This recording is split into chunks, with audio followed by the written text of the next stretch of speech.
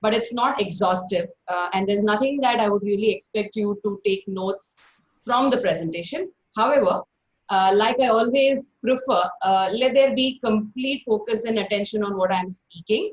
And whenever you have a question, you can put it in the question and answer box. So we will try and moderate, pick up questions from there and answer, maybe towards the end, because it goes with the flow. Towards the end, we can pick up answers from there, right?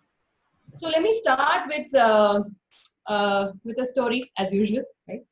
So there was this girl who was very bright academically, and she wanted to do something in life to make a positive difference with people, and she ended up being in HR. And in her first job, she was kind of lost, and she was wondering what HR is all about. That was an absolutely the first job. And that's when she actually found out somebody who kind of was her first mentor in HR and told her the following thing. So that's what we're going to see now. Okay, so I'm going to share my screen now, and the entire hour and a half will revolve around this girl. Let's call her Anamika for convenience. Okay, so let me share my screen right away, and let me take you through the story of Anamika. All right, so we're going to look at how Anamika evolved as an HR professional, and what are the things that she learned about managing talent during her growth in HR, and what are the trends and the tools that she picked up along the way. So this is very close to lunchtime, so I thought let me present to you a menu of what we're going to do in the next 1.5 hours, which is right in the midst of our lunchtime. So for starters, you're going to understand what and the why of talent management. And in the main course, you're going to learn 2 things. One is designing a talent management strategy, and some quick fixes for today, so that you're able to right away apply things of talent management in your work. And finally, we wrap up with a dessert. So the dessert is where I'm expecting a lot of interaction to happen. So I want the dessert something that you guys will create yourself, right? So starters and main course I will prepare, and the dessert should be something that all of us prepare together. So be ready with all your questions, comments, stories to share as part of the dessert. So let's hope that the dessert is the most wonderful part of this entire 3-course meal, right? So let's move on to the story of Anamika. So when Anamika started her HR career, she was curious to find out what all this human resource management is all about, and everybody is kind of calls it just a human resource. What's human resource? So as she was doing her research, she found out how the HR function actually, it started as a personnel department, and how it has now become talent management. And she realized that there was a lot of time in the interim where people were talking about strategic HR. So something, a function which was more on the lines of managing and supporting the business in managing data related to personnel, in managing payroll, in managing their benefits, etc., in managing all their processes related to employees right from entry to exit was all that HR was doing.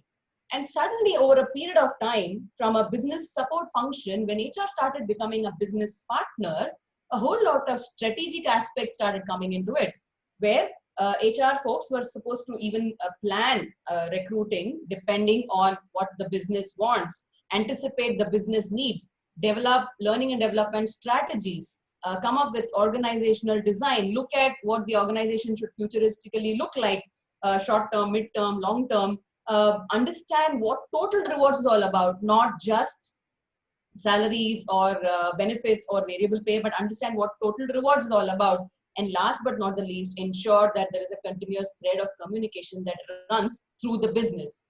The role of HR had actually changed drastically from a support function, which is managing data, to a complete business partner, which is helping the business by managing its people, right? So from strategic HR, we are now moved on to something called as talent management. So apart from helping the business like a co-pilot to drive the business, to fly the business, I think HR's role is now evolved largely into talent management. So when Anamika was looking at this journey, she was wondering where she is right now in this growth chart. And she realized that, yeah, probably not so much in the personal department kind of an era, because that was an era before she was even born.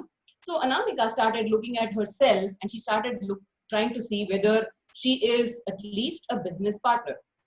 So she discovered that recruiting is an area where she has dabbled her hands quite a bit, and she knows that she can anticipate what is the immediate need that her line managers have, and how is it that she can form recruitment strategies around it, plan how she's going to get people on board, so on and so forth.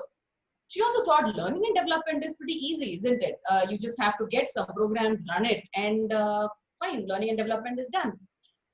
But she was wondering what this organization design is all about, and she realized that that's something where she needs to focus on. And total rewards or total compensation was something where she also felt that there could be some learnings there. So she wanted to focus. So she decided that her goal is going to focus on picking up skills in organizational design and total rewards. And communication was, of course, something that anybody and everybody needs to be very good at. So she started building her skills in organization design and total rewards with the view to become a talent management expert. So what is it in talent management? Now, this is the starters in our menu for today. What is talent management all about? Talent management is actually creating a journey map of all people in your organization to whom you are responsible, for whom you're responsible, creating a journey map for all of them, right from mapping their competencies, creating competencies for their next destination in the journey map, managing their performance or transition from the current position where they are to where they ought to be, and also parallelly filling up gaps to the vacancies that they create when they move on or when they progress in the journey map. Now, please understand, nothing that's being spoken here is straight out of a book. Okay, although these images have been picked up and the credits are there, but this theory is, whatever I'm speaking is absolutely commonsensical, and it is something which you can straight away put into use, right? So imagine the journey map of an individual who starts as a new hire in your organization. You're not even looking at starting as a fresher, because there are lots of organizations who hire only laterals because of the kind of business they are in. So talent management is something that should be applicable to anybody. So let's keep it generic. So Anamika was looking at her role, and she said, right, now I have people in my organization and I am the business partner for them.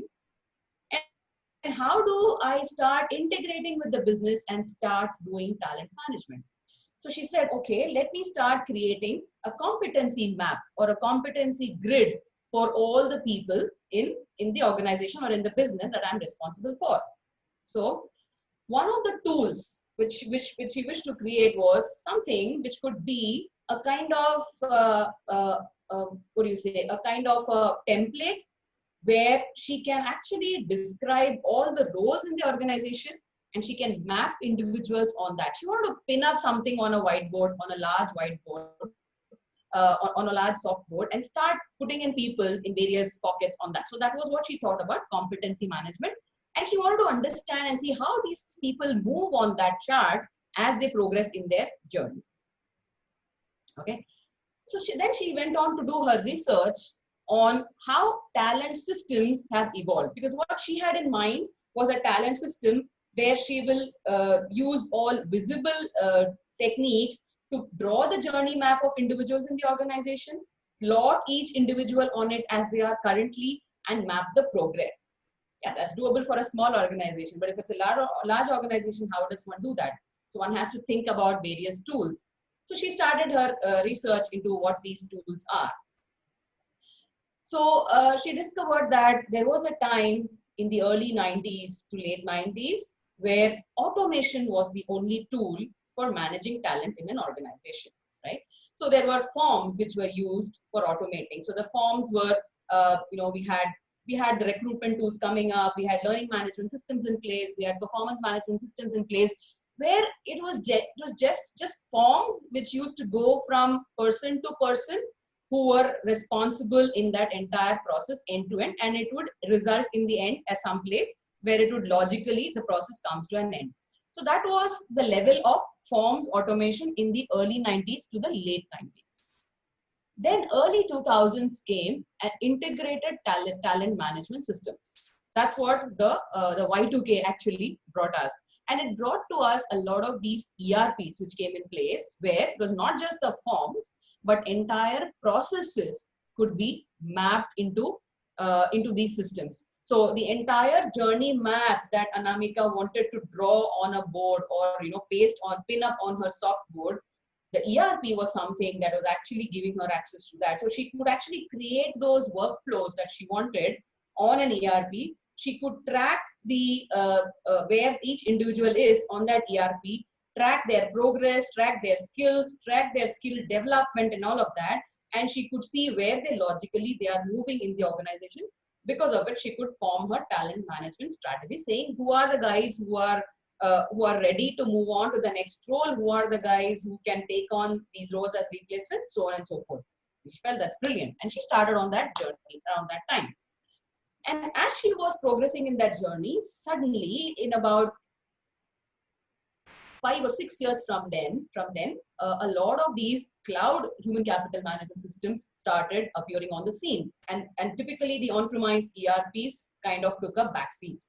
And what's amazing about the cloud systems is, of course, we did go through a lot of struggle around whether it is safe to use, convincing business leaders. So Anamika also went through a lot of those struggles. And she realized that a lot of her people in the organization, most of her employees, they're on social media all the time. And she got this idea: when employees are seen on social media all the time, almost all the time, it obviously means that they are a lot more interested in using social media. Why don't we as an organization start using social media and gadgets which are flexible to use social media as systems for us to manage talent? And that's when these cloud systems started appealing to her. So she had to speak with her management, convince them to deploy some of them. And that's how all these workdays and all those mobile apps for talent management really came up in place. But the world doesn't stop there, right? So we found everybody in the world using these systems. So Anamika was out there, feeling on top of the world, saying that as an organization, we have started creating an experience to our users where people can manage themselves on the go. Attendance gets managed on the go. Their learning gets managed on the go. We have a learning portal which they can access through their mobile devices, and they take a lot of self-learning, and all of that gets accumulated as points. And I know absolutely at the press of a button how much learning each person has done and where his competency has developed. The whole thing translates to me in the form of analytics and dashboards, and I'm able to talk to my management as to where we progress each person on that employee journey map. And she was absolutely thrilled with that. Then came COVID-19, right? And all of us suddenly found ourselves waking up in an entirely new world. While on the one hand, we were grappling with the fast-paced technology entering our offices and having multi-generational workforce in the offices and getting all of them on the same bus. While we were still grappling with that amazing challenge, we suddenly woke up to a new world where all of us had to start working remotely. Suddenly, a co-worker in the USA or a co-worker in the next building suddenly became equidistant to a manager. So a manager working from home and all his team members working from home found themselves struggling to grapple with the challenges in remote working. However, Anamika was there telling our people, if this is the change and this is what the situation demands us to change, we are here because we are resilient, and here is the resilient HR to help you through that change. And she found out ways to come up with that and create a whole new world of employee experience by being able to continue her talent management strategies through this. Now, here are the tools in talent management. So this is the crux of the whole thing. So we will focus a lot on this at a couple of next slides, where we are going to talk about the main course. I'm just doing a quick time check. Okay, all right. So, so the toolbox of talent management strategy is, there are several steps you take in to get to creating the best employee experience in your organization by being able to manage the talent through those steps. Now, as I said, the very first thing is the art of competence. So understanding the competencies of the people in your organization, understanding what is it that they bring with them, being empathetic towards what is it that they seek from the organization to groom themselves, to groom certain skills, to build up certain competencies in themselves. All of this comes in the first step, right? So the very first step is identifying competencies, and it is definitely an art and not just a science. It's a combination because there's a lot of emotions in it, there's a lot of empathy in it. It doesn't work merely with templates because a lot of people may not even be able to open up to what their aspirations are, and that's what Anamika discovered. So when she was trying to understand competencies, because she had to get to the first step of strengthening abilities and talents within the team. So when Anamika was doing her conversations with people, she was foxed. And one of her biggest learnings and biggest insights in that first step was that a lot of people are accidentally in positions that they have reached currently. And probably that's not where they wish to be at all. Then how do you think they're going to bring their entire selves to work? And how do you think they're going to feel, they're going to feel that this is an amazing workplace, right? How are they going to make work awesome? Right? So how did she chance upon that? And what insight did she get is, she realized that the way we are programmed to take decisions about our career is a lot based on what people around us are doing. There's a lot of peer pressure, and we end up making career choices. We end up making qualification choices because of what we hear from others. In the process, Anamika's finding is almost everybody in her organization had forgotten what their aspirations are. They had forgotten what is it that is unique about each one of them. It was all forgotten. Everybody was getting templated into a single mold. And she said, this is not what talent management is all about. It's all about bringing the best of the competencies to the table. So in her conversations with people, she did a lot of empathy conversations with people, and she kindled those thoughts in them, saying, please talk about what is it that makes you happy in the workplace. So by asking questions like that, she did a lot of behavioral experiments around people, a lot of social experiments. She got people one-on-one, she got people to work in groups, brainstorm, and she made people design their own career journey map, talking about what is the persona that I see of myself 6 months down the line, right? So Anamika's team members, employees, they started writing about themselves as to what they see as themselves today. And they also drew a persona of themselves 6 months down the line. And they said that I see myself as that 6 months down the line, for which I need to develop on these ABC skills. And why I see myself there is because of the XYZ reason. And this individual is my role model, based on which I have decided to get there. And there was a flash. And then Anamika knew that this is one of the models to do it. So drawing a persona and creating your own storyboard is a model that one has to use, or one can probably use, to come up with a career journey map for individuals.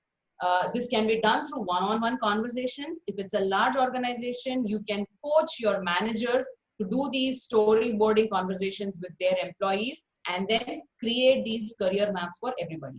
So once career maps are created, you know which are the abilities and talents that are in the team, which are the aspirations that are there in the team, which they're not even thought about in the past, and what all you need to do to strengthen them. And that's why it's an art, because there's a lot of emotions, there's a lot of psychological underplay in the whole thing. Now, the next step is when you're moving towards reaching your big challenges and goals. Anamika was wondering, okay, now that I have all these people with me and I know what they can do, I know what they wish to do, what next? And then she realized that now it's the turn of the organization to come up with, equipping them with enough of resources and tools to enrich each of the processes. So by tools and resources, we don't only mean the HR systems that come in place. Many a time we shut our mind thinking that tools are, if you automate all your HR processes, people are going to be happy. No, tools and resources also means what is it that you are doing as a manager to enable your team member to achieve his or her personal goal within the organization. So a lot of these tools and resources include coaching and mentoring managers to behave slightly differently. Going forward, we will take a deeper look on that aspect separately, right? And finally, she realized that probably the third step is to achieve at a situation where the organization becomes an amazing workplace or an awesome workplace. And what is it that one needs to get there is to have the best quality and excellent work output, which motivates customers to come back and become brand ambassadors for her organization. And she realized that it is also important. So while you're working on the strengths, it's also important to identify the weaknesses and disadvantages and look for solutions to improve them. So Anamika actually now, if you look at her own career journey, she has evolved from a process person, or simply a business partner who is managing process, to someone who's a visionary, who is thinking about how do you come up with a solution for the weaknesses or the disadvantages that somebody is bringing into the team. So if you look at an HR professional's career map, if you look at Anamika herself as a talent, what has happened is she has moved drastically and she has become a visionary. So in short, when you're managing your talent, it's not only about providing them tools, techniques, policies, procedures, managing their performance and rewards. It's also about opening up their minds, giving them a vision, that vision, so that they're able to align the vision with the organization's goal, and they're able to take it ahead from there, right? So now I'll give you a very simple 5-point program, which are actually 5 principles and which have pillars below them. And this comes from Ricardo Semler's book called Maverick, and I am a master consultant in that particular subject. And I thought, let me give people here an advantage to take the gist of that concept, right? So any organization you look at, whether it is a small startup or whether it is a large complex organization, everything around managing people or talent management focuses or rests on this pentagon, right? And the pentagon there's no logical order, but I would prefer to start with trust, right? So what happens, so when you have to manage your talent, when you have to talk to them about their aspirations, when you have to get aspirations out of them in the first place and work towards putting a development plan in place, get your management to buy in, you need to have a lot of conversations with a lot of people, with the individuals themselves, with the management, because you need to get your ideas through as HR professionals and all of that.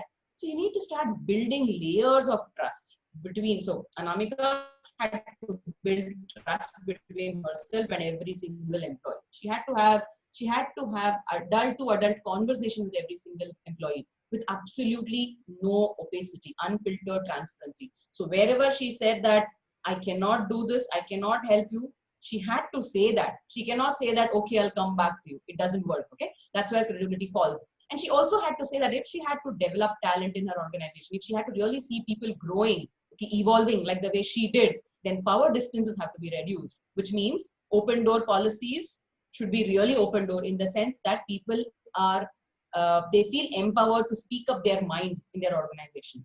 And it also means having certain reduced controls, because we are all, when we grow up at home, we are told, grow up, you're an adult, start thinking yourself, take your own decisions, you can't remain a child. But when we come to the workplace, suddenly we are bound by policies, procedures, rules, regulations. If you don't come in at this time, this is the penalty. If you do not complete your performance appraisal by this deadline, this is the penalty, so on and so forth. We start treating everybody like boarding school students. And Anamika was wondering, there has to be something about this, because this is completely against the principle of treating adults as adults. So she figured out that there needs to be a lot more autonomy. If you want people to talk about their aspirations so that you can design talent management strategies, you can work on competencies, you can come up with succession plans and all of that, and make your individuals progress on that journey map which she has put on her soft board, she realized that there has to be a busting of bureaucracy. Unnecessary rules and regulations need to be removed. And she started thinking about in that direction. And then she realized the moment you remove those unnecessary rules and regulations, what happens to people? And she did that experiment at her workplace and she said, fine, let's not have an attendance in and out time. Let's draw a boundary condition saying you are required to work a minimum of so many hours in a week and deliver so much so that the customers' deliverables are finished, right? So that's a boundary condition. It's not a in and out attendance policy, right? See the difference? A policy is something that comes from policing, and people don't like to be policed. You're talking about talent. You're not talking about resources, okay? So when you're talking about talent, you draw boundary conditions, tell people this is what is expected of you, and we ensure we will do everything possible so that you're able to deliver to the best of your abilities. So that removes a lot of the bureaucracy. Things don't need to go for approval for everything. Things don't need to be templated unless there are certain standards, legal, statutory, compliance, etc. But allow people that kind of an autonomy to take their own decisions for the organization, and let managers learn to just give them the boundary conditions. So when boundary conditions started coming in place, she realized that the talent in her organization was becoming a lot self-managed. When I say self-managed, what I mean is, Anamika realized that nowadays, nobody's waiting for the boss to come to the office, okay, and delegate work. People are figuring out what they have to do, and they've started leveraging on each other's capabilities and competencies. So she had this huge competency map. She had that published on the intranet set site, saying that these are the roles that we have. She created a role matrix. A role matrix exercise is a long exercise. Maybe at some other time we can take that in detail. So she created a role matrix exercise, and within that she put in those competencies, and she said, these are the competencies required for these roles. And then she built in certain ways of assessing those competencies. So people could actually peg themselves, and they started leveraging on each other's peer power. So when they started doing that, there automatically came about a culture of commitment within each team, and the team started aligning themselves to the extreme stakeholder, which is the customer or the client, the end customer or the client.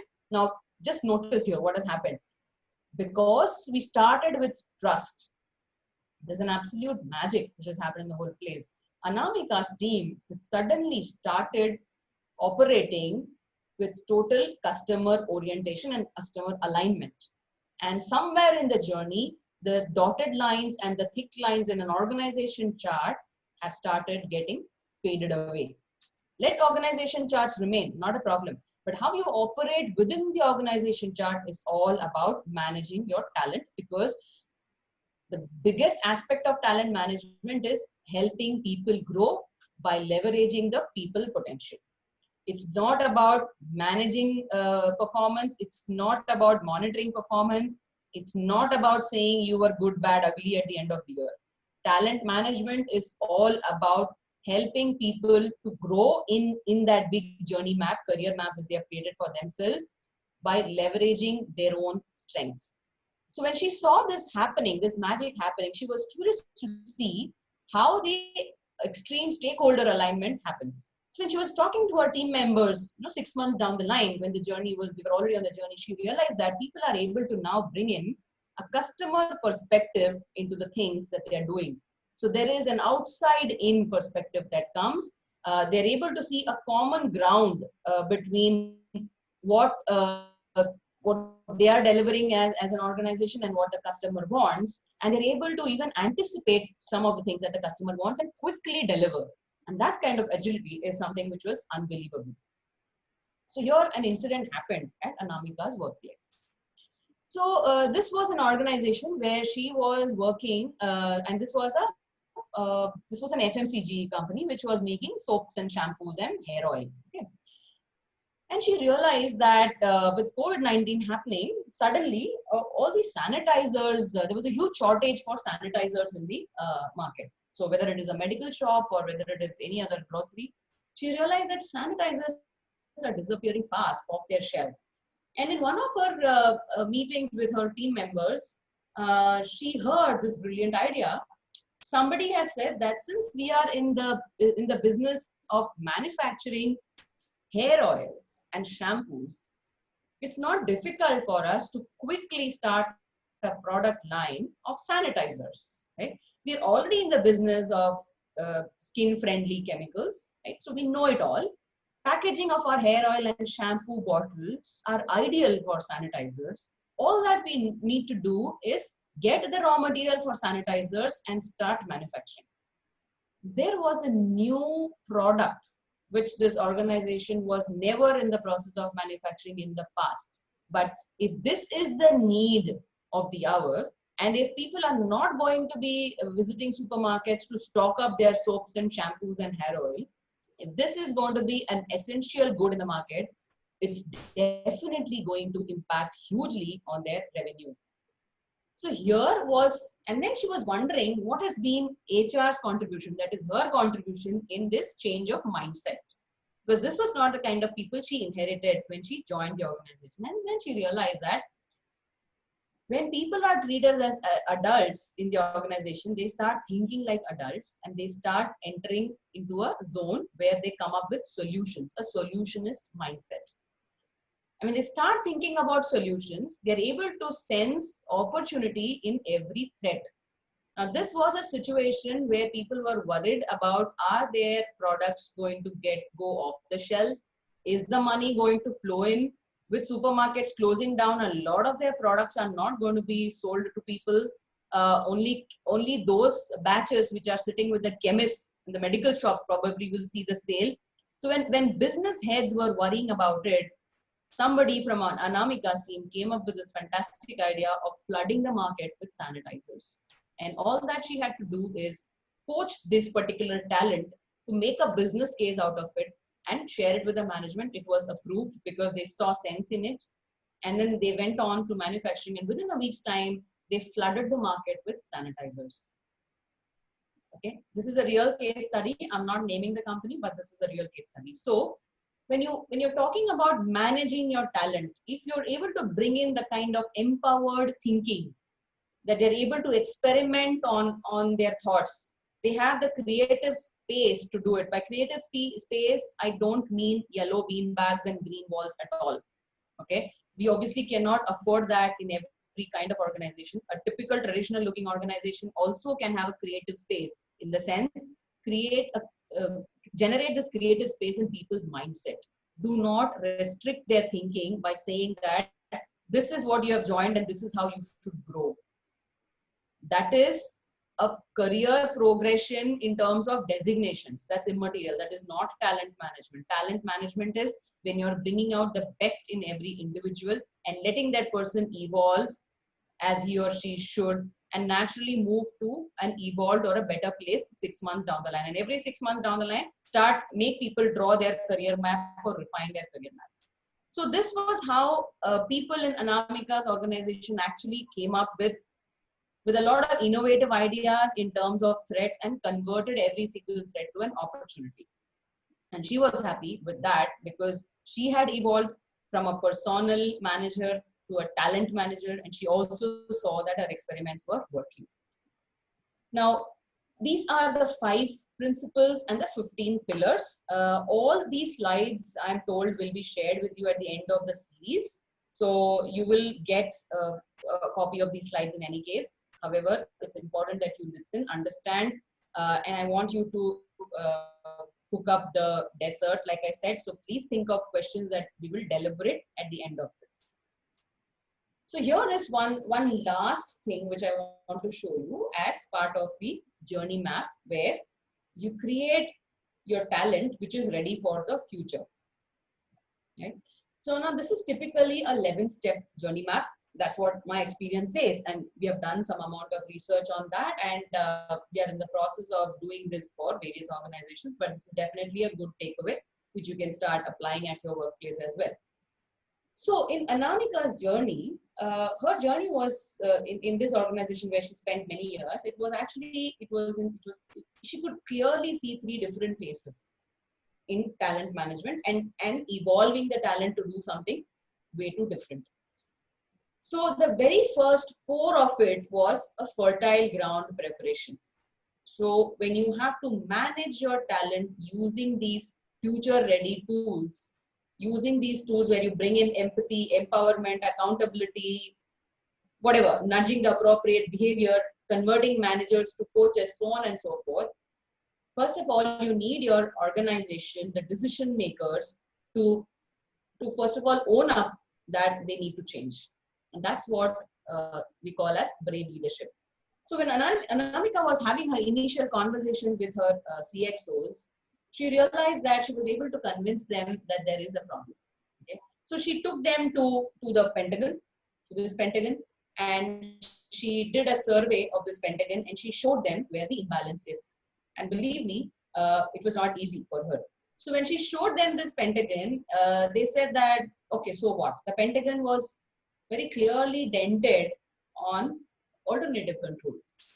Okay, it was pretty good. The scores were pretty good on trust, creative innovation, stakeholder alignment, and self-management. But alternative controls had a very poor score. So the Pentagon was not looking like a balanced Pentagon. It's important for the best health of an organization is if this Pentagon looks balanced. It's not necessary how small or big the Pentagon is, but it should look balanced, which means there is a good balance of all these 5 principles. And she showed them that we need to work on alternative controls. People are not happy with the rigid time in, time out mechanisms that you have. They're not happy with the kind of policies that we have around attendance management. Flexible working is required. And now in the current scenario, that is the only requirement. We need to relook all of that. And her talent management strategy got built on taking insights from these behaviors, observing people, talking to them, articulating them as a storyboard, and taking it to management. So when she did that, she managed to achieve the very first step of brave leadership, where she got a buy-in from her top management saying, okay, fine, we see that we need to focus on how we change our people. And for us to bring in new trends of talent management, we need to look at how people have to change. And she felt that she has done the first aspect, the first step of brave leadership. So the second thing, so she had to move on, and then she realized that there is something called as an organizational design, which she wanted to focus on. That was one of the areas which was her own skill gaps, and she had done a lot of research in the meantime as to how to do that. And she realized that the best way to get an organizational redesign is never to work in silos. Okay? Because when you work in silos, or when it's only the HR function that does an organizational restructuring, it would be disaster.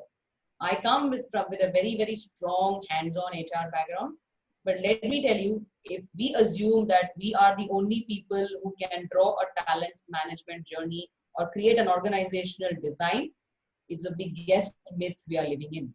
So she realized that, and she said, let's get a participatory organizational design in place, and let's recontract people's roles. Let's look at aspirations, all those empathy conversations that she had captured throughout her journey. She tried to put all of them, share it with a group of people, and work on how you can develop an organization around these aspirations, around these existing skills, and around these competencies that people are already bringing in. Many a time we see that a lot of competencies of people are not even used in the organization because they've ended up doing certain roles by default. But then here she had a bunch, she had a treasure chest of competencies which people were bringing into the organization, but the organization was really not leveraging on them. So she said, let's create a new organization without toppling the apple cart, without changing anything much. Just let's change the way we work. And she got a buy-in from a few managers with whom she wanted to experiment. And she progressed into the third stage, which is pilots and experimentation. So in one of the teams where she was very comfortable that the managers are demonstrating brave leadership, she started deploying her new organizational design. Now, organizational design is one of the tools in a long-term talent management strategy.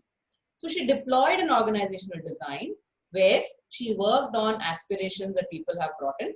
She worked on the competencies that they have demonstrated till now, and she also brought in aspects of competencies which have been hidden. So there was somebody in the team who had a very strong grip on accounting. Okay. And she said, fine, if you have a very strong grip on accounting and you're a projects person, on dealing with stuff related to accounting with the end customer, with our global client, you should do the front ending. So she kind of recontracted everyone's roles. Now, just a disclaimer here, recontracting roles does not mean rewriting job descriptions. Let the job descriptions remain where they are. We're not even touching them. But when we say recontracting roles, we're only saying that in the new normal, in the new world, set expectations from people in a way that they are motivated to achieve it.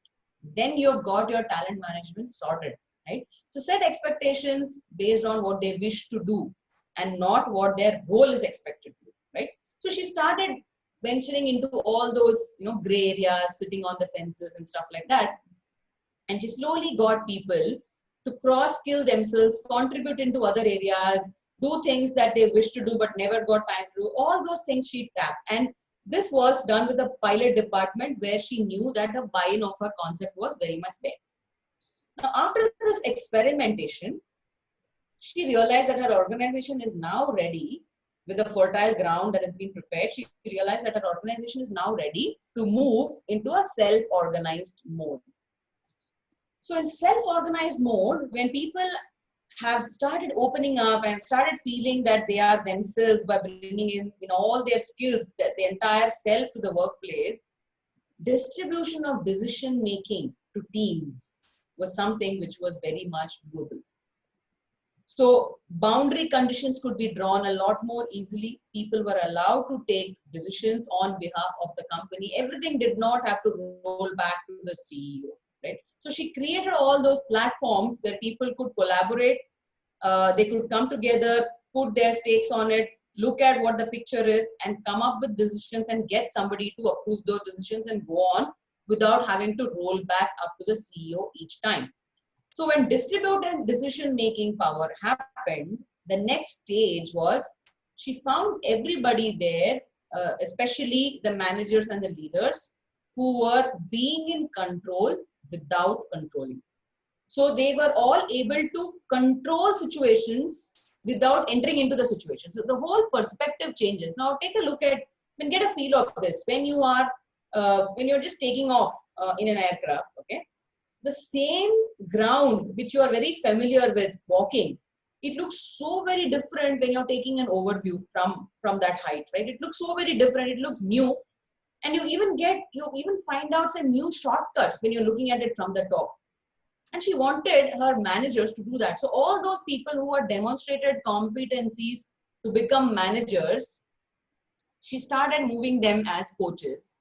Okay, so when they are coaches and not managers, what they were doing to the talent, they were not just managing them, they were enabling them to bring out the best. They were facilitating them to do whatever best they can do towards the end outcome. They were able to draw the big picture, share the big picture, and help people draw out their own path to arrive at the destination which is required. And then and as managers, as coaches, they have to actually pick out which is the best, show them perspective of what is the pros and cons of each of those, and together as a group move towards the destination in the shortest route. So this is what managers do as coaches, and this is how she deployed her long-term talent management strategy by developing managers to become coaches. Now, when managers became coaches, in her strategy, she noticed that her organization was already taking its step to the next one, where each of these autonomous teams, where decision-making has already been distributed or decentralized, and managers have become coaches and they're facilitating people to take the right decisions, she felt that each of this was becoming a mature autonomous team. So within one large organization, she saw something called as micro enterprises developing. Now, putting all this in the perspective of talent management strategy, if you take a look at talent management strategy involves competencies, capabilities, mapping, etc. It also looks at succession planning.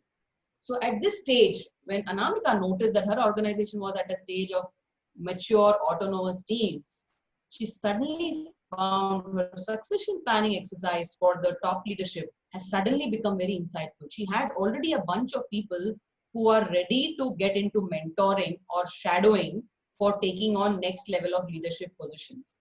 Now imagine if this were a hierarchical organization where people automatically only change designations under the garb of talent management. If promotions were called as talent management, she would have still been left with a lot of top level, high sounding designated people to whom the organization is actually paying things which are commensurate with their designation.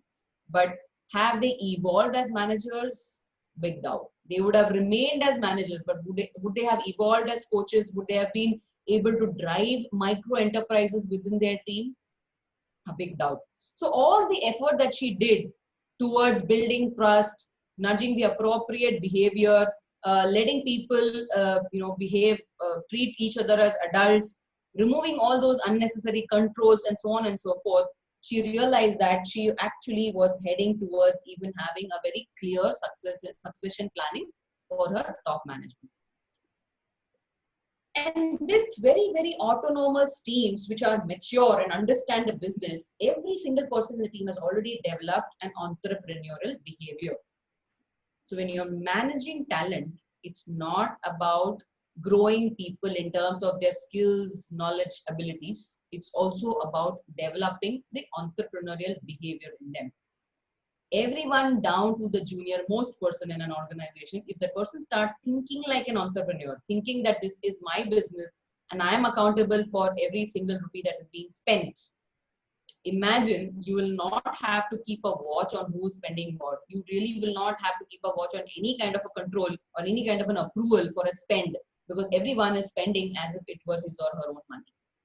So when people feel so free in the organization, when they can breathe, and then aligning to a stakeholder, developing responsiveness comes automatically, and then you have an absolutely fully self-directed teams that completely service the clients. So this was Anamika's journey, and here I would like to take a pause, and if there are any questions at this point is what I want to take a look at. So do we have any questions?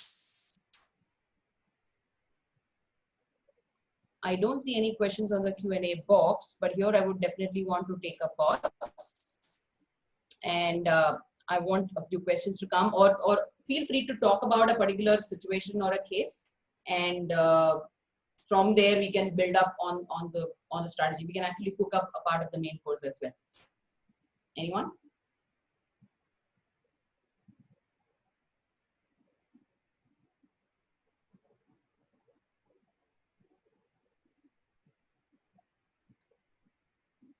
Yes, I'm seeing 2 questions here.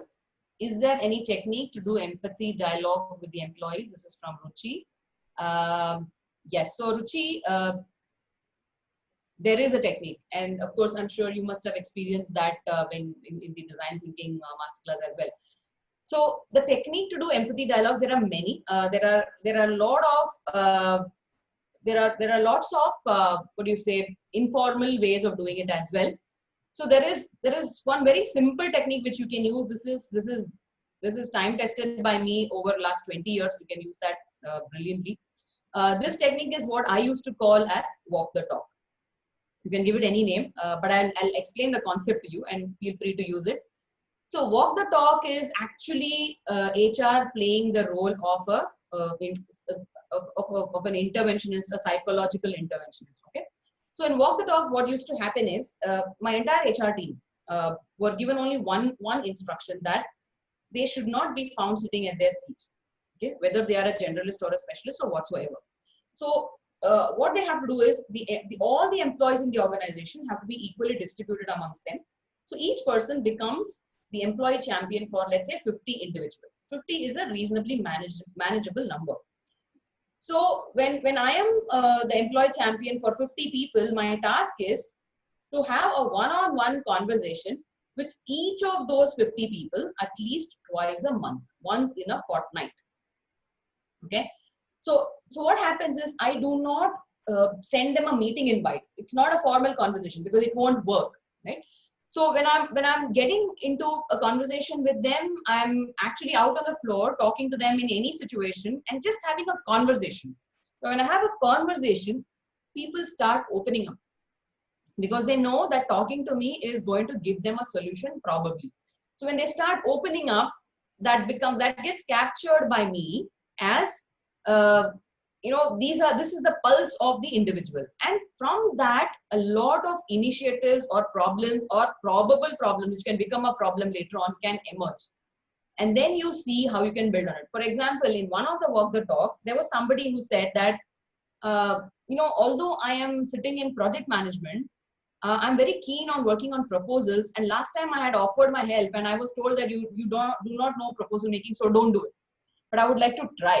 So this is something somebody told Anamika in our story as a friendly conversation. This was an empathy dialogue, and all that she had to do is make that person speak up on that aspiration, and she had to go back and have an empathy conversation with her proposals team, where they said that we are struggling, we need additional hands and support, and we don't know how to hire new people. So she said, why do you want to hire these people? Get this person involved.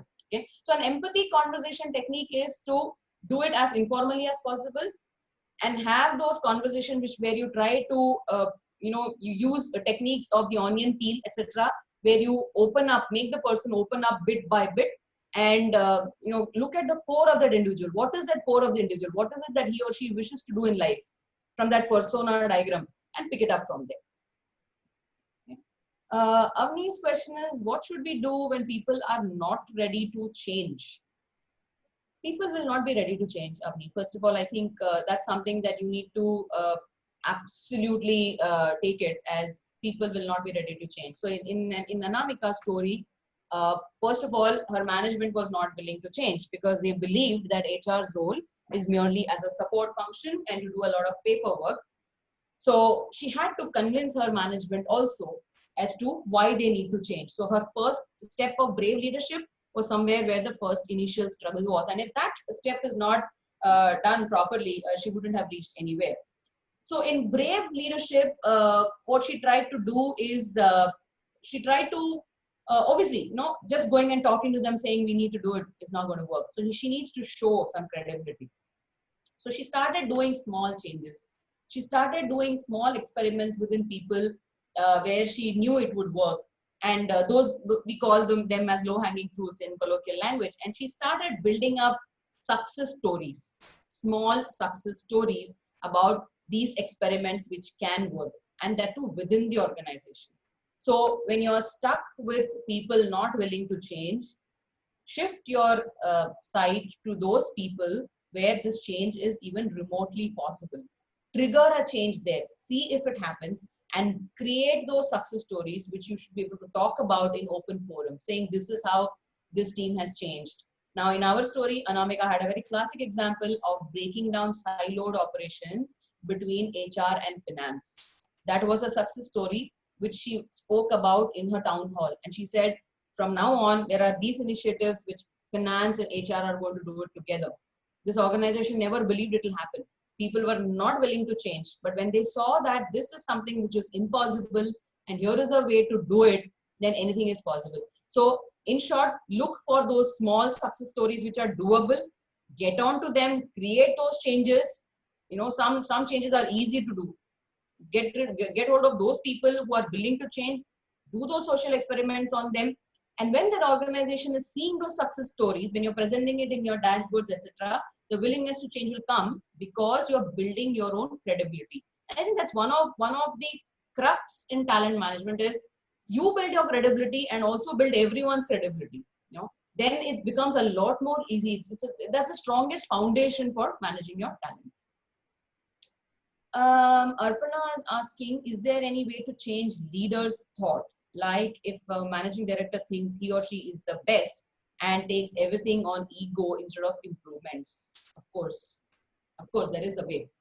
So anybody who is running an organization, let's say the managing director, if he also happens to be the proprietor, will obviously come with the premise that he or she knows his business the best.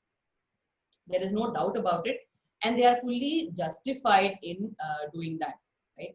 So when a managing director thinks that he or she knows best, obviously one cannot go and confront the person, but you'll have to show, like I said, like I was answering Avni, you'll have to build a whole lot of short stories which will lead to the end result. Okay, and when you're building those short stories, okay, anytime when you're doing a storyboarding exercise for talent management, when you're designing a talent management proposition using storyboarding as a tool, you'll have to see how these pieces fit into the organization's desired end result. So if the managing director wants a certain result, you have to first understand what is it that he wants. So you'll have to have those empathy conversations with the managing director, saying, where is it that you want to take your company to? You know, what's your strategy? What's your vision? And where is it that you want to see your people developing? What is it that you want to see your people developing as? So when you have all those empathy insights from the managing director, you have to build your characters in your story to reach that end result. And those characters should be those real life people. By characters, I don't mean fictional characters, but you should have those characters in your organization who are showing like they are the people in the character, in the story that the managing director wants to build for the organization. Try to visualize it. I think the best way to look at managing talent, especially in the new normal, is try and visualize it as much as possible. When you visualize it, it gives you a lot of more insights. Because if you start looking at a template or a form or a tool, okay, it's kind of restrictive. And if it doesn't work, you cannot think beyond it. But when you visualize the whole journey, okay, your empathy conversation with your leader, okay, that's the starting point. And that is why in that roadmap I showed you that brave leadership is the first point. So when you have your brave leadership, when you have that point cleared, and you know when the managing director says, yes, I'm willing to change, you know you've got your breakthrough. That's your breakthrough moment. So have those empathy conversations, understand what is it that is the vision, where is it that he wants to take the organization to, build your story map according to that, put characters in place based on what your competencies mapping tells you, and demonstrate those success stories to the managing director. And once he starts getting the credibility, he will start learning the power of delegation also, because if he knows his people can deliver, he will be willing to delegate. Now, mostly the problem that happens is we forget that adults are adults, right? So even the managing director in your situation is probably thinking that I am the only adult in the organization, everybody else is a child and has to be told what is to be done. And that never works. So to build in that trust and transparency, the managing director also needs to be coached on certain behaviors. So as if you're in a role of influencing the managing director, do it. Otherwise, get the person who's in that influential role and let that person understand these concepts of what it means to deal with adults as adults. So when the managing director starts understanding adult to adult dealing, obviously that will impact and dilute his ego to a great extent. Yeah. Gokul is asking, can you please explain about reconstructive job? Gokul, I'm afraid I didn't understand your question very well. Can you elaborate that a little more, or maybe after I take the next question, maybe we can have a conversation also. Just see if you can elaborate that. Prakash has a lot to say, but he has a problem with his headset. So let me just read it and try and answer. As part of the talent management, we are supposed to give a career plan for each employee for their progress. In such a way, many parameters will be involved, and how a company is going to structure, deliver, and delight the employee on the EVP terms for a long-term success with an uncertainty of the employee association with the company. Okay, fine. So first of all, let's not assume that long-term association of the employee with the company is uncertain. Let's not start with a negative thought. Okay. We'll make our investments wisely. We won't end up investing on somebody who's not likely to be long term. But let's get out of the premise that everybody is there for a short term. Let's get out of that premise. Okay. So first thing is, you start off saying that here is an employee who's willing to stay. So when you're drawing your career map for an employee, don't keep it short term. Make it a long term career map. Let it remain. Okay. Let each individual draw his career map. Now the problem is, when an employee is entering the organization, we are only telling him that you're entering in this level, this grade, okay? And obviously question is, when will be my promotion? A lot of people ask this in the interview itself, and we say that we don't know, we'll see how you perform. So you're anyways putting a promise there, you're creating a boundary condition for an employee to remain there for short term because you're not giving clarity. But instead, as part of your employee engagement, if you're able to get people into the habit of drawing their career maps, long-term career maps, and asking them to talk about it, the first premise that you're here for a short term gets removed. In all probability, people will want to remain longer. Okay, but of course, you have to parallelly work on other things.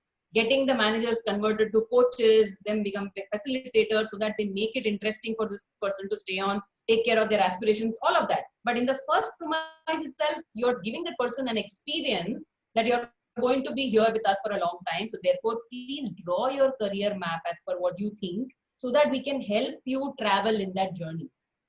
Believe me, we are not doing that right now. And that is why there is people leaving very quickly. So when there are so many parameters, how do you do a career map? Get people to do it for themselves. That's the whole point. HR cannot and should not be drawing career maps for individuals. You cannot, if you are HR for a 20,000 people company, you cannot do career maps for every individual. People have to get into the habit of visualizing where they are, where they wish to go, and draw their own talent management strategy. You can do it bit by bit. You can do it as part of an employee engagement exercise, which you do it during the appraisal season so that people are involved and they feel excited about it because it's related with appraisals also. So tell people to draw their journey maps, ask them to do some serious thinking and introspection about what they wish to do, what their competencies currently is, okay? What is the role that they wish to take up next, short term? What are the competencies they think is required for that? Okay, what is the role that they wish to take mid-term and long-term? And for each of the short-term, mid-term and long-term, ask every individual to identify what they think should be their competencies. Let people do it themselves for each one. Okay, then HR's role becomes a lot more fruitful because all that you have to do is get those aspirational roles together, create an entire picture of what each person's aspiration is, what he thinks are the competencies that he needs to develop to get there. Is it matching with the competency map that you have created for your organization as part of your organizational design? And what you can do to help that individual to develop those competencies. So when you're doing all of this, drawing a map is not what HR is doing. Collecting the competencies is not what HR is doing, but analyzing the aspirations and the competencies that people think are required for where they want to reach in their life and mapping it with the organizational goals is what talent management activity that HR is doing. So talent management is not at all about promotions and salary revisions and managing and keeping people together and helping them grow in the organization in terms of designations. No, it's all about leveraging on people's aspirations, where they are right now, where they see themselves in the future, how they wish to transform themselves in the future, and facilitating all of that. That's what is HR's role in talent management. Niyaz asks, when an organization lays off some employees, can it be said that its talent management practice have failed or are not optimum? Laying off could have several reasons, Niyaz. So in the current scenario, we are actually looking at most of them. It's staring, on our faces. To an extent, you're right when you say that talent management practices have failed, right? Because if I take the example of Ricardo Semler and what he did in his Sempo industry in Brazil way back in the early 80s, when Brazil's economy is very fragile, and even now it's pretty fragile. And at that time, when he had to shut down his business, he changed his entire talent management strategy and he converted his business from threat of being shut down, a manufacturing unit, to a multi-diversified group of companies. And within 10 years, he had gone several times the revenue had gone up, and it has now become a consulting practice, what you just saw in the framework. So layoff might happen due to several reasons, but when your talent management strategy is very good, you will be able to quickly reorganize roles of people or recontract roles of people to suit the business need. And that's what we call being agile. When you're talking about getting agile practices in HR, We have to come out of thinking that if this is my progression chart, where a person is joined as an engineer, he will become a senior engineer, he will become a team leader, and then he will become a team manager, and only then he can become a project manager, then he becomes a senior project manager. These are just designations. That is not talent management. If your talent management strategy is in place, which talks about periodically collecting aspirations, positioning people on their journey maps, seeing where each individual is and how each individual is feeling being part of that journey map, and that is that person comfortable in that seat in his journey and all of that. And at the end of it, trying to see how are you constantly contracting roles for people, and telling them that this is their expectation from you in this new term, like this FMCG company did. People who were on the production line for hair oils, overnight they saw that they were on a production line for hand sanitizers, right? So when layoffs didn't happen there, although they had the demand supply had gone totally skewed, there was no demand for their hair oils and shampoos. They did not have to lay off their casual workers. Okay, they had them doing overtime, in fact, to actually ramping up production of hand sanitizers. So if your talent management practice is in place, if the strategy is working very well, layoffs will certainly come down. Layoffs happen because we work on job descriptions, and we feel that if this job description does not exist, the person also should not exist. That's a myth that we live in. If the job description does not exist, see what other jobs he can do and try and recontract. That's my simple answer to your question, Niyaz. Moving on to what Shivangi says, employees have a strong belief that HRs are organizations people and they don't have faith on them, maybe because of past experience with other HRs. In this situation, how can we earn the trust of employees and ensure they open up? Brilliant question, Shivangi. That is the need of the hour. And let me take a moment to state this in this forum. This is a personal mission I am on. I want to change the mindset in the way HR folks think about themselves. I was at one time doing full-fledged HR, and now I'm doing multiple things. I've started working with coaching businesses to transform themselves, but by leveraging the power of people. But let me tell you, credibility of HR has been lost because we ourselves in the HR function did not do our job well. We started putting rules, regulations, policies, procedures in place, and we completely forgot what we have to do with understanding human psychology and leveraging people through that, right? So that is why, because we thought that our stakeholders were the top management, and when top management says, HR, go create a policy, I want people in the office at 8:30 a.m., we thought that that's what we have to do, and we created the policy.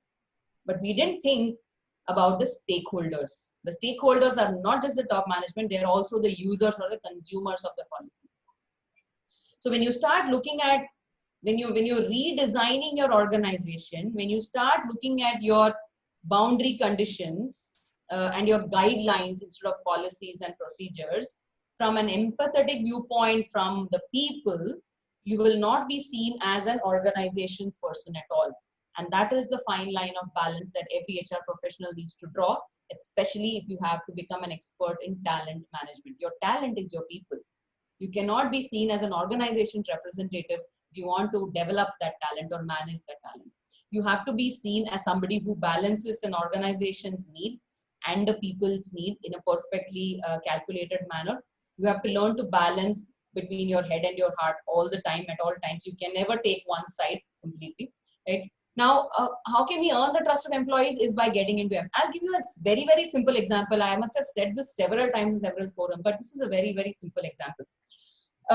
You've heard of Netflix. I'm sure all of us know Netflix. Now, Netflix had a, the problem that their top management came and told HR is that, we are overspending on our travel.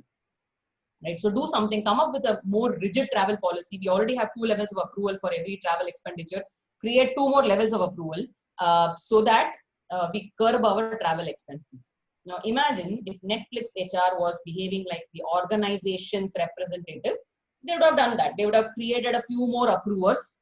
Okay. Now the manager is approving and managers is approving. They would have said now finance also will approve, CEO will also approve. If it's a travel spend, which is international travel, CEO will approve. If it is domestic travel, if it is by flight, COO will approve, and so on and so forth. Right? That's how we normally make.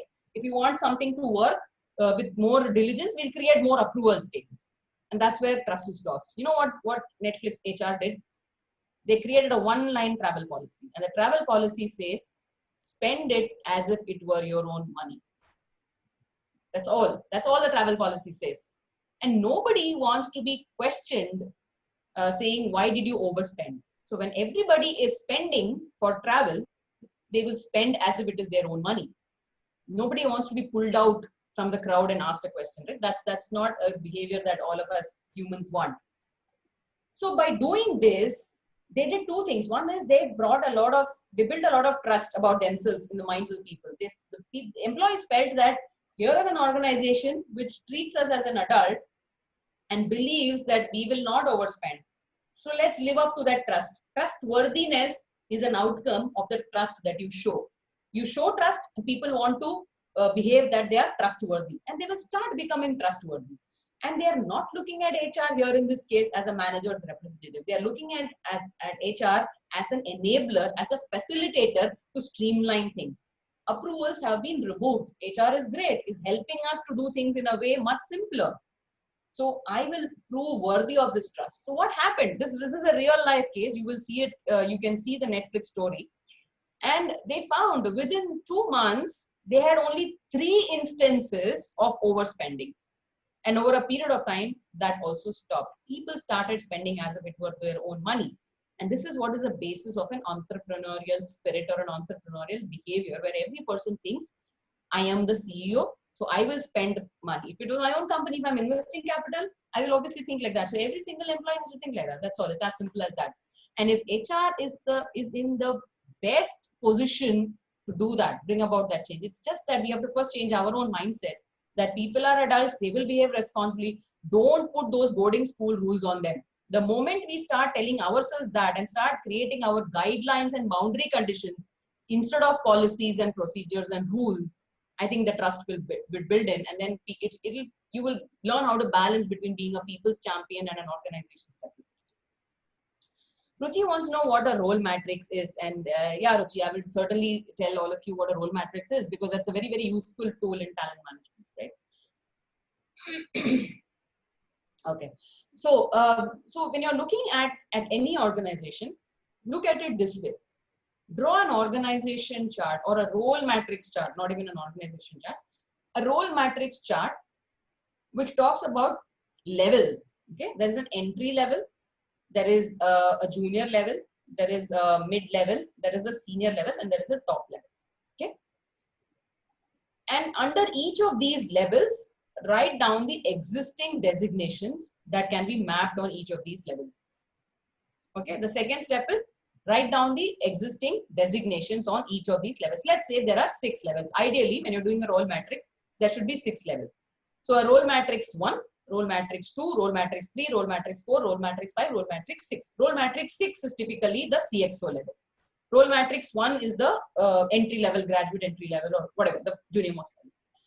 Map all possible designations onto this irrespective of function or department. For example, role matrix 3 could be HR manager, finance manager, project manager, let's say an engineering manager, whatever. So all those people who are at that level, you map against role matrix 3 as an example. Then for each of the levels, identify what are the behavioral competencies. Don't go by what is already printed in the job description, because job descriptions are typically copied from other organizations, because all of us HR professionals love to do things in a very easy way, comfortable way. So we do copy paste of job descriptions from the net and from whichever source is available. We even go to the extent of asking people in WhatsApp groups, can you share editable versions of the job description? So, okay, so let's confess to that. So don't go by what's written in the job description. Look at the role matrix level 1, level 2, level 3, and so on. Look at that role and make a list of what are the behavioral competencies you need for it. Similarly, create it for each of those levels and have it vetted by your leadership team, saying, are they comfortable with those competencies? Because it has to tie up with the end results, the business outcomes, the vision, goals, etc. So once you have your competencies, create a sheet, okay, where you have RM1, 2, 3, 4, 5, 6. Underneath that, you have the list of designations that go into it. And on the left-hand side column in the Excel sheet, you have the list of 7 or 8 competencies. And in this role matrix, for each competency, define or articulate what that competency means for a role matrix 1. For example, innovative thinking, if that is a competency, what does it mean for role matrix 1, who's a graduate engineer trainee? And an innovative thinking, what it means for a CXO person will be very different, right? So for a graduate engineer trainee, innovative thinking is looking at how you can do a particular process of a testing or a coding in a different way. That's innovative thinking. For a CXO, an innovative thinking is how do you leverage your organization's strengths and start new ways of entering and capturing new markets. Got it? So define the 7 competencies for the 6 roles as appropriate to that role. And what you will have is a sheet, which is a role matrix sheet. The role matrix can be a good seed for you to create or rewrite job descriptions. Now I'm coming to Gokul's question. Reconstructive is not job description change. Gokul, I was talking about recontracting, not reconstructing. Recontracting roles. Okay. So when you're doing a role matrix, you have the competencies and the definition of competencies for each of those roles levels that are there. And when you recontract roles, you will be wording them based on what are their competencies for the role, what is required of them to do in that role, what are the expectations of that role, all of which will be tied to a business outcome. That is called as recontracting roles. It is not a job description. A job description describes a job. Recontracting roles describe the role that a person is doing. When you're writing a job description, you will talk about qualifications, ideal experience, kind of industry he should come in, ability to lead a small team, big team, etc. But you will not be talking about what is an expectation of the role. That happens when the person is actually onboarded and taking on that role. So when you write a role, expectation of a role, one of the parameters that you have to consider is the particular individual himself who is taking up that role. A job description is not about a particular individual. I will never find somebody who fits a job description. But when I create an expectation from the role, or when I recontract a person's role, it will also be based on what that individual brings into the team. So am I very clear about that, Gokul, Ruchi? Okay. So let me go back to, no, is there any more question? Yes, Neha's second question. What are some metrics we can look at for checking effectiveness of talent management practices? A brilliant question again, Neha's.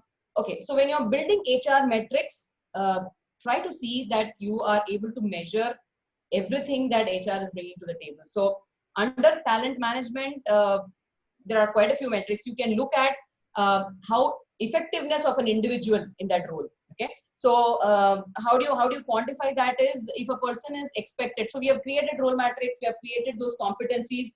There can be a rating for that individual in that competence. And how do you do that? Don't use subjective method, obviously. Don't get the manager to do the rating. That will never work. Try to see if you can get a customer or a third party stakeholder feedback on a person's current role and what that person thinks about that person's potential. So when you do that, and when you see that it is aligned with your talent management strategy, then you can measure the effectiveness of the talent management strategy. Again, let me give you an example. This is something that we tried in a project management company. Okay, so the project management company had this strategy, which they called as talent management, saying that you need 5 years of experience for somebody to become a project manager. Till then, he will remain an engineer in his respective function, in his respective vertical. Now, when I'm talking to an individual about his aspirations, he says that I can coordinate small projects and I have the confidence of doing blah, blah, blah, what is required for project management. He lists out a whole list of competencies and he kind of works on that. So we started creating his journey map saying project management within 2 years, 3 years, etc. And how we measured that strategy of managing this talent is how effective he was as a project manager. We put him on the trial as a project manager for leading a small team. And we took feedback based on competencies that are required, mapped on the role matrix for a project manager. and we realize that he is very much already a fit there. So this is how you can measure, by looking at the competencies demonstrated and how well it matches to the competencies that are required in the role matrix that you have put in for that person. So so when you map the two, you will be able to see how effective your strategy is. How can Arpana is asking, how can we map all the roles in a 50 people organization? Now, whether it is a 50 people or a 50,000 people organization, ideally you should have only 6 roles. Okay, put all the possible designations, distribute them under those 6 roles. Start with whatever you think is logical. Okay, and then when you write competencies, you will figure out whether some of those designations are irrelevant, meaningless. You can even reduce the number of designations and the number of roles at the end of it. But start with drawing 6 roles, 6 levels, and start mapping all the existing. If you have 50 designations, try to put the 50 designations distributed into those 6 levels. But when you draw the competencies, I mean, when you start defining the competencies, you will find that some of those designations are meaningless. You will find that some of those roles are also meaningless. You might find that you might need a 7th level. You might find your organization currently needs only 4 levels. All those insights will emerge. Otherwise, what you will have with you is, as your organization grows from 50 people to 100, you will find that there are more and more designations getting created in the name of talent management, and that is not going to help. Okay. Yeah, so Gokul, you've understood. You say thanks for explaining. Okay, fantastic. So the question, I will just go back to my presentation and show you one last slide where I just want all of you to focus on a couple of things.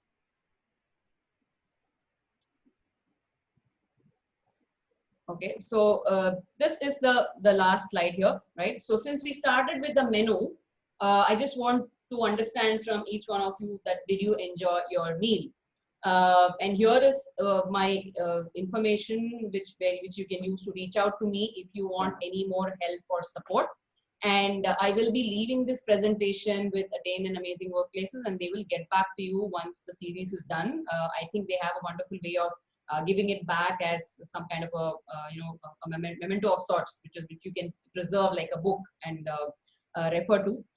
Feel free to reach out on this the contacts that you have, and there are quite a bunch of videos around what I've been speaking, which is there on the YouTube channel as well.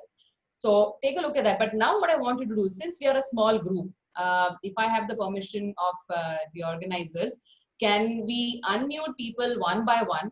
And I would like to hear what is it that is your biggest takeaway from this lunch that you actually had in front of you. So can we unmute people one by one and hear them out, please? Yeah, sure. Harini, I'll just do the needful. Yeah, once it is just one.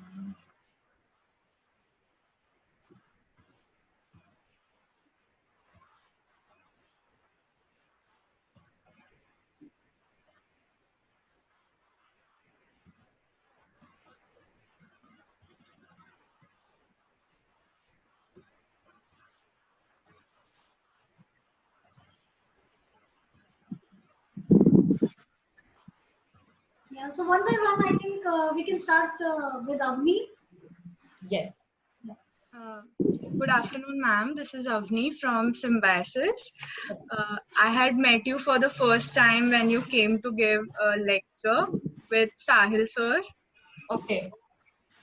So I've been following you since, and since I ever wanted to pursue a career in human resources, I always knew that it has to be linked to psychology, and I think that's what you explained the best, that we need to treat people as humans and not as machines who do work. Absolutely. And we need to bring in compassion and empathy. So I think that was my biggest takeaway. Yeah, especially in talent management, unless you touch upon and give value and weightage to their aspirations, what you end up is pushing people on a designation ladder, and that's not talent management. But if you give an empathetic hearing to their aspirations and build up on the skills, on the skill gaps that they have, then what you end up having is resourceful humans. And human resources is all about creating resourceful humans. Very well said, Avni, and I'm so glad to meet you again. Thank you, ma'am. Thanks, Avni. Next, we can Aparna. You can speak up next. Yeah. I really enjoy this session and thanks a lot, Hirani, to give such insight. Actually, I have started my career as a recruitment and then I moved into P&O role, which is a people and management. And then I worked with a IT product based company, which is based out Munich. But since I learned a lot from my Munich management and from my Munich manager regarding all these competencies, how we could do the rule mapping and all. But this session helps me a lot in the context of India, like how we can map these rule competencies in the current situation and how I have to deal with the management, where I have already mentioned my question on the chat, where people are thinking that they have some ego when you speak with them and they are thinking, no, what they are doing it right. So what I have seen in my current organization, like where management treating people as a resources, not as a talent management. So this is my best takeaway to explain them that how we need to be work with them. Absolutely. Fantastic. Good. Who goes next? Next, we have Gokul.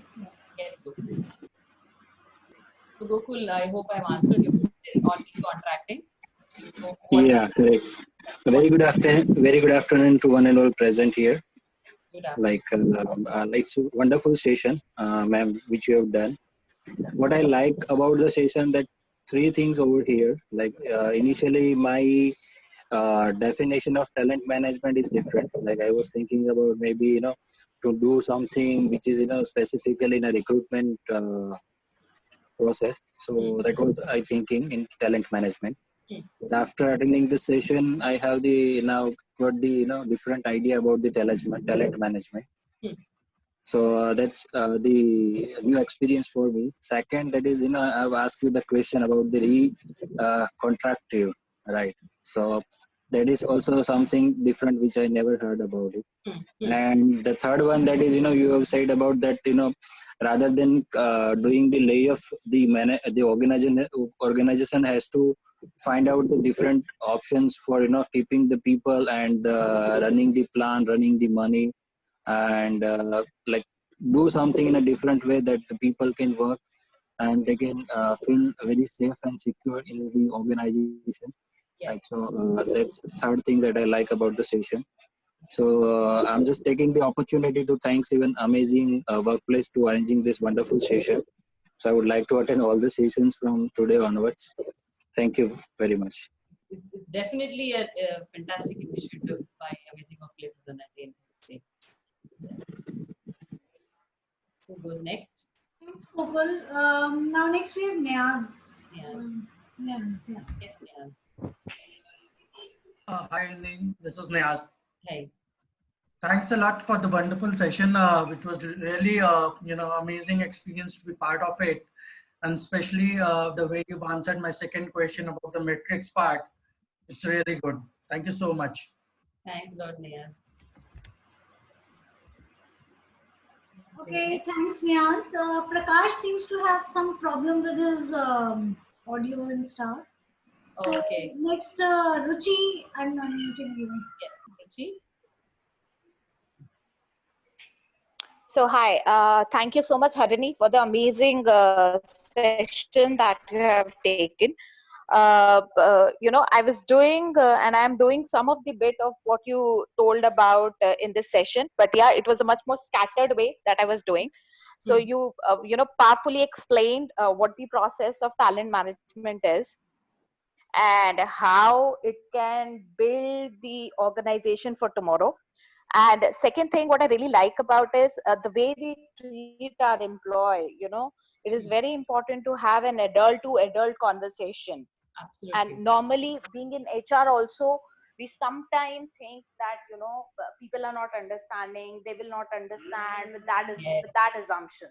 Yes. Right. So I think so that's an eye opening for me that, whenever you're talking to your employees and having an empathy conversation with them, it is always has to be an adult to adult conversation. Then only I think so they will open up.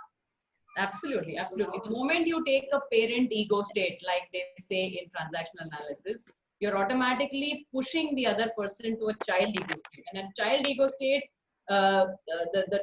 the crux of the matter will not come out. The person either gets defensive or finds excuses or becomes rebellious or becomes quiet and withdrawn. There'll never be a real productive outcome at the end of a parent-child ego state conversation. So when you push yourself down to an adult ego state, you're actually getting the other person also to come to an adult ego state. And then at the end of it will be a win-win conversation. Right. Very well said. Yeah. It's high time we start practicing that actually. Fantastic. Yes, perfect. And the third thing which I really liked about it, that, sometimes being in HR will always do, policing the things because it has been directed by the head of the company or the MD. Yeah. But how we can actually make it as a much more win-win situation for the organization and for the employees, that is very critical. And how this is built into the system. Yeah, so that's again a big learning for me. Thank you so much. So mindset change, if we want to bring about a mindset change in the organization or in our managing directors, I think the very first thing is we have to bring a mindset change in ourselves. How are we looking? I think it's a time all of us in HR have to recontract our own roles. Are we supposed to be those policing cops? No. Okay. So when you become a policing cop, you're not going to demonstrate an adult behavior. You're going to take a stick every time. So it's time we change our mindset and recontract our own roles and start building those boundary conditions for people to operate on. Fantastic. And then you will see the mindset change happening in the leadership also. Yeah. Thank you so much, Harini. Thank you. You're welcome. Thanks, Ruchi. Okay, so Prakash's audio is not working, so he wants me to read out his views. Okay. He says, on a whole, the session is fantastic. To be specific, role matrix is the one which I liked in the session. So that's actually wanted to share with everybody. Role matrix is one thing which he is really liked in the session. Okay. Apart from that, we also have Shivangi, whose audio is not working properly. Okay. So she's saying, I'm Shivangi from Sri Balaji University. One of my important key takeaway is treat people as adults. Don't use strict policies as we use in schools. Build an entrepreneurial thought process in each employee and create self-managed teams. Thank you for a wonderful presentation. Absolutely. So Well captured. Next, I'll allow Prachi, you can... Yeah, Prachi, you're unmuted, you can speak. Yes. Good afternoon, everybody. Harini, thanks a lot for a wonderful presentation that we have gone through. I already have an experience of 10 to 11 years into the similar profile, but I wanted to understand exactly the industries that we have been working for. It is they work on a talent management in a different concept. You said it right. It's more about increasing the designation. You talk about talent management, they'll start giving them more responsibilities or completely change of the JDs. That's what they don't understand. So it's more because that's what HR is asked to do and HR is doing. So the key takeaways for me out here has been the recontract of our own roles, as you rightly said. It's important that the HR understand what are they supposed to do. The second key takeaway can be the major challenge which the HR people, irrespective of the designation, irrespective of where they are, is convincing the stakeholders, maybe the senior stakeholders, if you talk about senior management and leadership team, because they are in the mindset that HR is supposed to just do what they've been asked to do. If we have asked them to make the attendance and start up the swiping system, then they're supposed to do that. No interventions we want from their end. So it is we who have to make sure that we convince them in the way that we can convince them. And it's again come back to the same point. It's our mindset. We need to change our mindset, then we'll be able to change the other mindset. The third thing that I felt is walk the talk. That was a very a good initiative. Because when you call the employees to have one-on-one talk, they're very inquisitive. They are not ready to share, or because of this mindset that we might go and tell this to their managers. We might discuss something which their managers get to know, and then again the entire thing would happen. So walk the talk is a very good idea, wherein we can talk to the employees in a more informal manner, and we can get maximum out of it. So, overall, it was a really good presentation, and thank you so much for giving so much of insight on this. Thank you, Prachi. So I think the last is Sanjukta. Yes. Yeah. Hi, Harini. Hi, Sanjukta. So basically, there were 3 points which I could really relate to. The first one being the designation. So ever since I've joined my company, I've been doing the same role day in and day out, only with a change in designation. So there's what a statement. That's a confession, and I really wish all of us start understanding and acknowledging that, and then our lives will evolve a lot. Absolutely. Yeah. Yeah, the secondly, policies. Yeah, ours is one company where it's so harsh, and we feel for the employees, but those are the policies, so we need to follow them. Obviously, we do try to change and tell the management that this is not right, but as of now, that's happening. And the third is that as of we have nothing in talent management, so I could really relate a lot to Anamika when she started from scratch. And now I'm going to have to talk to our HR team and tell them that look at the policies. Listen, we need to start doing all this, so that our organization is in a much better place. Maybe a couple of years down the line. Thank you so much. So this was the dessert that I was looking for at the end of this meal, and I'm so happy that all of you brought in the best of whatever you could contribute into this dessert. And now I'm a happy customer from here. After having consumed this meal along with you. So wonderful, guys. Thank you so much. And before I sign off, definitely a huge thanks to Attain and Amazing Workplaces, Vikas and Ekta for getting me on board on this, being part of their mission. I wholeheartedly support their mission in transforming workplaces. I also believe in making work awesome, and that's absolutely fine. Yeah. Just a moment, Harini. Can you just remove the slide, presentation slide? Stop sharing? Yeah, just yeah. So I'll actually once again like to invite Vikas also. So he also actually wants to be there. So Vikas, hi Vikas. Hey, hi everyone. Hi. He's been listening to the entire presentation as a spectator. Yes, I noticed. Yeah, and I think Harini's ended on the right note with everyone now able to head back to lunch and dessert and all the other goodies. I know. But thank you so much, Harini. So that our organization is in a much better place maybe a couple of years down the line. It was my pleasure, and absolutely happy to be part of this wonderful initiative. So thank you so much, Harini, and Vikas and myself. We are really happy that we have a good lineup of speakers in the coming week, and I hope all the attendees. I hope you really had a great meal actually, which Harini was trying to serve to all of you.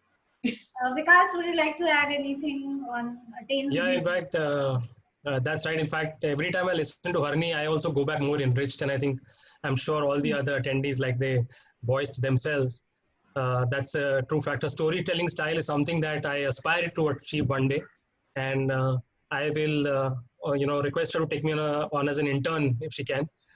I know she's already got a lot of interns on her hand, but one more won't do that much harm. So thank you very much, Harini. Thanks a lot. Really lovely session. Thanks a lot. Bye bye, everyone. And Stay the safe. proof is the Q&A. I think the amount of engagement there, I think that exactly gives us the feedback. I would request the attendees to also share some of this feedback on our social handles, Harini's Amazing Workplaces or Attain, wherever you feel most comfortable. It will really help us and motivate us to give more for future sessions. In fact, next Saturday is another very dynamic speaker coming up, Vinay Trivedi from Tone Tag, and he's going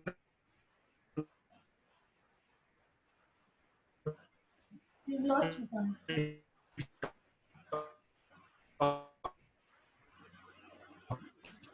on employee engagement and retention. So in case you're keen and your colleagues, that's all from my end. Well,